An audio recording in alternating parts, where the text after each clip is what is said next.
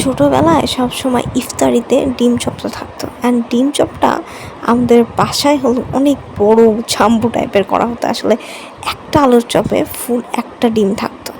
তো এরকম আমি আজকে ভাবলাম যে আজকে কেন না একটু ট্রাই করি আবার সেই ডিম চপটা। তো যেভাবে সেই কাজ, আমি প্রথমে আলু কেটে সিদ্ধ করে নিয়েছি, অ্যান্ড তারপরে হলো গিয়ে আমি একটু ভেজে নিয়েছি পেঁয়াজ, মরিচ এবং শুকনো মরিচের গুঁড়া।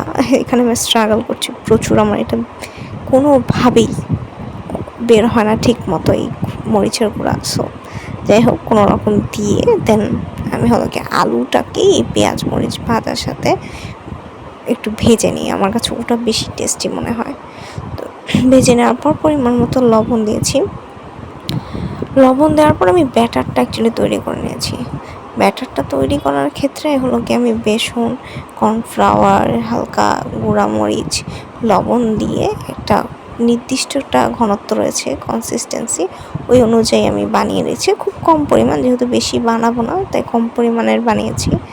তো এরপরে লেগেছে আমার 2টা ডিম, যেহেতু আমি দুটোই বানাবো।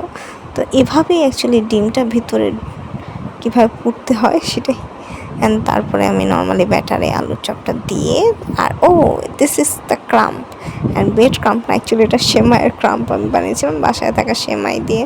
ওটাকে একটু গ্রাইন্ড করে নিয়েছি, অ্যান্ড দেন ভাজার পর্ব। And that's it's quite good. আমি এমনিও এটা আমার খুব পছন্দ। অ্যান্ড বানানোর পর সবচেয়ে ভালো ছিল যে এটা একটু মচমচে ছিল, উপরে ক্রাঞ্চি, ভিতরে নরম। অ্যান্ড ডিম ইজ কোয়াইট হেলদি অলসো, কারণ ডিমের প্রোটিনটা পাচ্ছি, সাথে তো আলুর কার্বোহাইড্রেট। যদি এটা এয়ার ফ্রাইড হতো তাহলে বেস্ট হতো।